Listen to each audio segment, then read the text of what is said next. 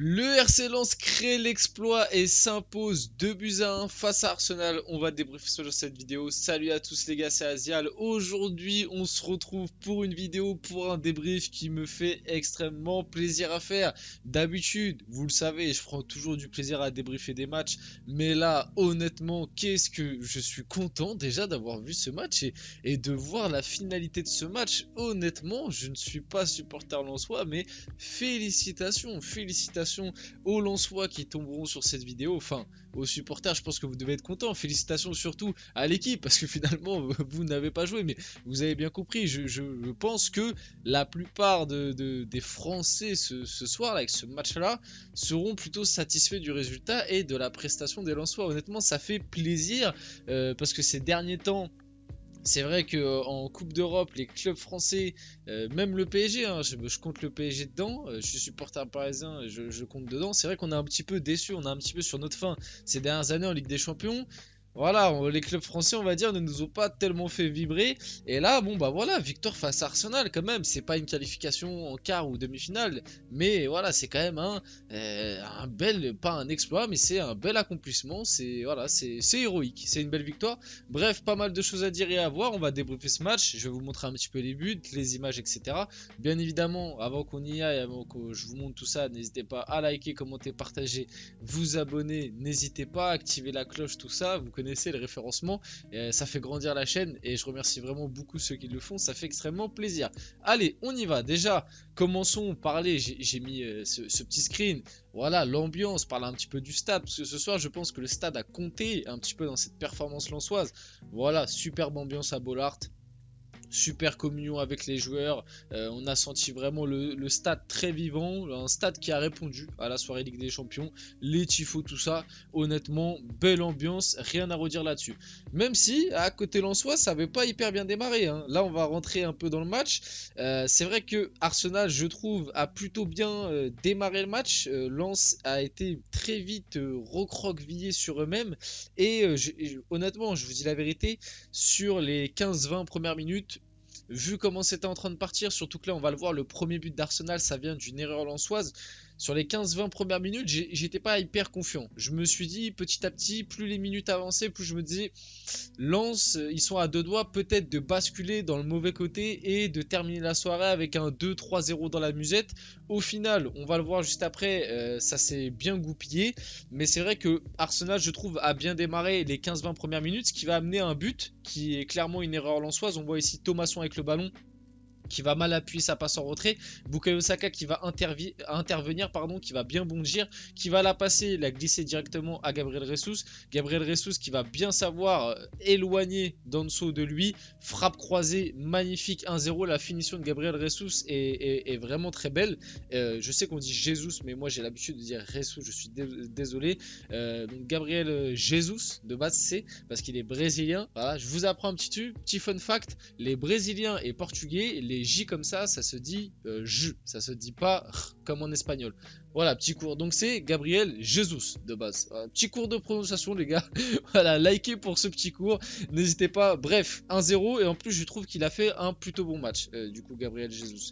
On passe ensuite pour moi à l'un des petits tournants du match. Hein. L'un des petits tournants du match côté Arsenal. Même si cette blessure vient après le premier but lensois, il y avait déjà un partout à ce moment-là du match. Ne vous inquiétez pas, je vais vous montrer le premier but lensois parce que j'ai des choses à dire.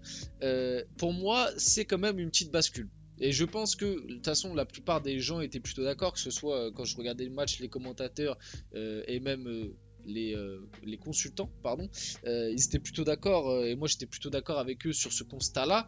La sortie de Bukayo Saka a fait très mal à Arsenal, surtout que Fabio Vieira qui l'a remplacé, la sortie intervient à la 34e minute de jeu. Bon voilà, Fabio Vieira, il a fait une entrée assez fantomatique. On l'a quasiment pas vu, il a très peu impacté le jeu, tout ça. Très très compliqué la rentrée de Fabio Vieira. pardon. Et globalement, ouais, la sortie de Saka, c'est un petit peu... En fait, déjà, tu sentais qu'après le but lensois, Lens commençait un petit peu plus à les chercher, avait repris un peu plus confiance. Arsenal avait un peu plus de mal à sortir. Et la sortie de Saka, ça a été un petit peu le coup de massue qui a fait s'enterrer Arsenal, entre guillemets, du mauvais côté. Passons quand même au but lensois, qui part d'une relance loupée, même si Tomiyasu, qui est juste là, attaque peut-être pas au mieux sa balle, mais la relance était quand même un petit peu présomptueuse. Ballon intercepté par Machado. Machado qui va... Alors là, au début, la transmission de Machado est mauvaise. Je vais m'expliquer parce que là, on le voit bien sur le screen en plus. J'ai même pas fait exprès, mais ça va bien argumenter mon dire. Là, normalement, Machado, il doit envoyer une balle au sol. La passe là qu'il doit faire pour Eliwahi, il doit la faire au sol. Sauf que il lui met en l'air. Alors à première vue, tu peux te dire que c'est un coup mal négocié par les Lensois, mal négocié par Machado, même s'il voulait pas mal faire. Hein. Et puis en plus, il fait un super match. Mais globalement, le 11 Lensois, ça a été... super ce soir.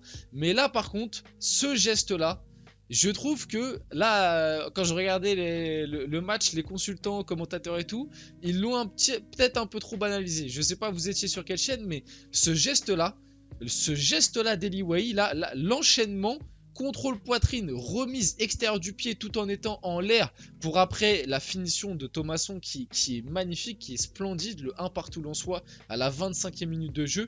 Mais cet enchaînement là de Eliwahi, les gars, c'est pas n'importe qui peut faire ce type d'enchaînement à ce moment là du match dans ce contexte là. C'est pas n'importe qui. Et en plus, si je me trompe pas, moi j'ai eu l'impression, en tout cas en voyant le match, n'hésitez pas à me dire si vous avez la même impression, mais j'ai eu quand même l'impression que Eliwahi était un petit peu diminué durant ce match par rapport à un contact au tout début avec Tomiyasu côté gauche, où après il a commencé un petit peu à boitiller, se toucher à moitié la cheville.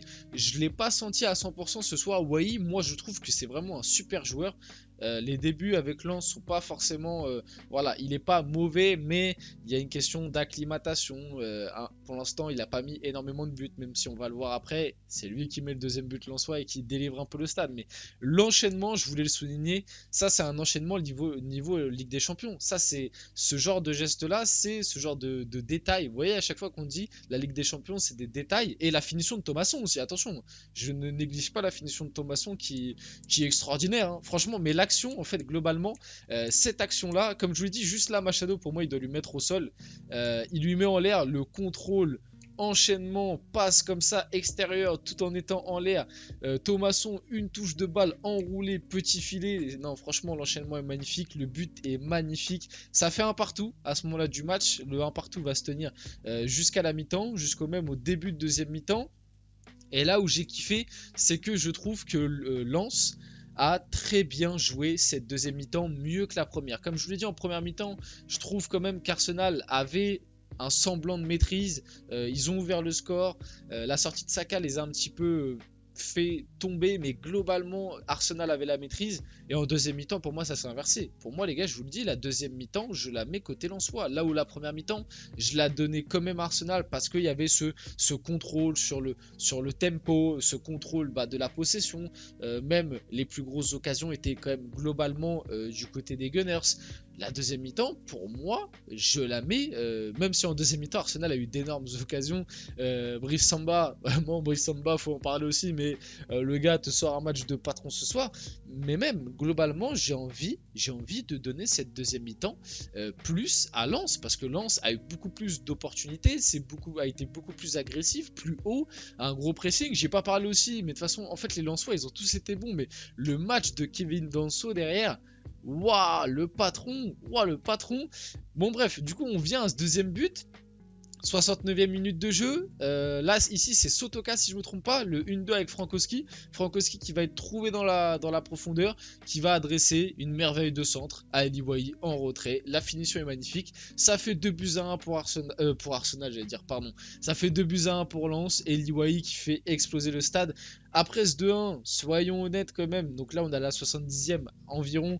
Après ce 2-1, Lens a quand même énormément subi. C'est un petit peu recroquevillé derrière. à notifier, à souligner que Brice Samba te sort en fin de match un arrêt exceptionnel là sur le corner, là, la reprise de Tomiyasu. L'arrêt, il est exceptionnel. Il y a un moment, je crois que c'est Grady aussi qui se sacrifie sur une reprise de Jesus, si je me trompe pas. Il se sacrifie sur la ligne et tout. Les Lensois ont été très courageux, ont été très solides, très forts. Mais pour moi, honnêtement, je vous le dis, les Lensois méritent amplement leur victoire. En plus de ça, du coup, la première équipe à faire tomber Arsenal cette saison, c'est pas Manchester City, c'est pas Manchester United, c'est pas non plus Tottenham, mais c'est bien le RC Lens. En plus, Arsenal qui va vivre une semaine compliquée, ça se trouve, parce que ce week-end, il joue face à City. Tu pourrais enchaîner, tu étais invaincu depuis le début de saison, ça se trouve là, tu vas enchaîner 2 défaites dans la même semaine, surtout que je pense pas que du côté d'Arsenal, ça s'attendait à perdre ce soir. Je vous dis la vérité. Je pense quand même que même si Arteta, on va le voir, fait le mec qui savait tout, je pense qu'il s'attendait pas à perdre face à Lens. On le voit juste ici. Félicitations à Lens, c'est une superbe équipe. Surpris par Lens, non pas du tout. J'ai vu ce qu'ils avaient fait la saison dernière. Ils jouent remarquablement bien. Ils ont un super coach, de super joueurs. On savait que c'était une superbe équipe et qu'on allait avoir un match difficile. Franchement, je pense malgré tout que ça s'attendait pas à perdre face à Lens. En plus, on finit là-dessus. Le RC Lens est premier du coup de cette poule de Ligue des Champions, comme Séville et le PSV se sont quittés sur un match nul. Et en plus, le truc qui est bien, c'est que le prochain match de Ligue des Champions, Lens reçoit le PSV. Donc si prochain match tu bats le PSV à domicile, tu auras 7 points. 7 points à la mi-saison, entre guillemets, enfin à la moitié des matchs de Ligue des Champions joués, t'as déjà un demi-pied en 8ème de finale. Donc si Lens met les mêmes ingrédients que là face à Arsenal et va te chercher cette victoire lors de la prochaine journée LDC face au PSV qui pour l'instant est dernier et s'est fait manger par Arsenal, et j'ai pas vu les images face à Séville, mais le match nul à domicile c'est pas un énorme résultat pour eux, même si c'est Séville en face, mais bon vous avez compris. Il y a moyen que Lens finalement, moi je les voyais pas du tout, moi même dans mes pronos je crois que je les avais mis derniers, donc c'est pour vous dire. En même temps, le début de saison n'était pas franchement rassurant, mais Lens là, c'est bien parti pour goûter au 8ème de finale, hein. Et franchement, ça fera plaisir de voir un petit club français en 8ème. Vite fait, les prestations individuelles, vite fait. Tout le monde a été excellent. Honnêtement, côté Lensois, j'ai même pas envie de.